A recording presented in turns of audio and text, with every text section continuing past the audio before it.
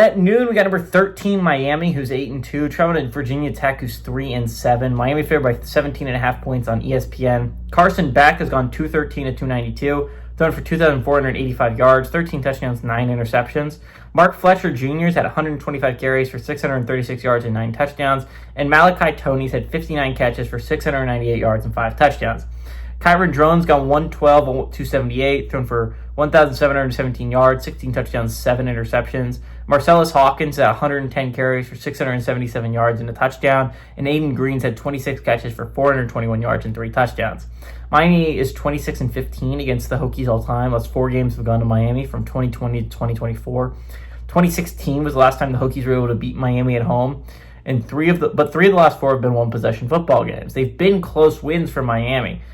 Cristobal is 2-0 against the Hokies during his tenure here at Miami. And again, this is a big game for Miami. Miami, for me, is the 3rd team out. Obviously, in the new CFP poll, this would be the 11 seed.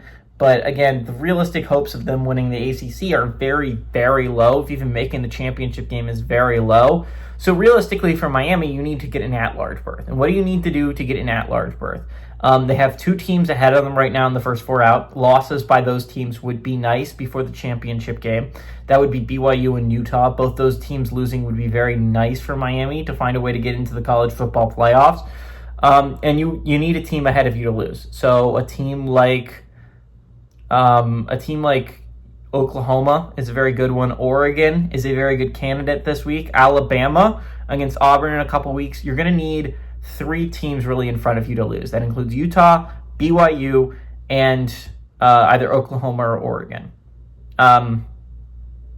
You're going to need those 3 of those 4, or 5, right? There's really 5 options for a team to lose. You got Utah, BYU, Oklahoma, Oregon, and Alabama. All 5 have realistic shots of losing in either this week or next week. You need 3 of those teams to lose to get into the college football playoff as an at-large. And you're going to have to hope, the teams in front of you, right now I have Utah and Georgia Tech as the first 2 out. Obviously, the ACC needs a rep, so you need either Georgia Tech or Virginia to fall apart down the stretch. That would be the nice thing if you're Miami. So it's going to be really interesting. I think the Canes are a team that ends up sneaking in. I absolutely believe that they're going to finish the season 10-2.